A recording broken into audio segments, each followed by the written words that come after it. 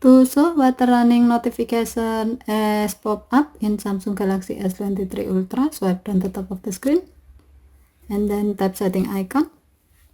Scroll down the screen to find accessibility. Tap accessibility and then tap hearing enhancement. Tap sound notification and then tap open sound notification. Next, tap the setting icon at the top right. Under preferences section, tap sound types. While the alert for sound notification is set to allow sound and vibration and pop-up feature is on. Next, tap notification categories. Scroll down the screen. Under appliances and other section, tap water running. While the alert for water running notification is set to alert, tap the gray on off switch next to show as pop-up to enable this option.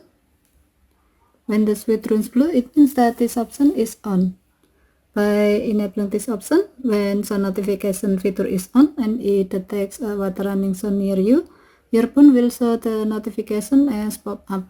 Okay, thank you for watching. Have a nice day.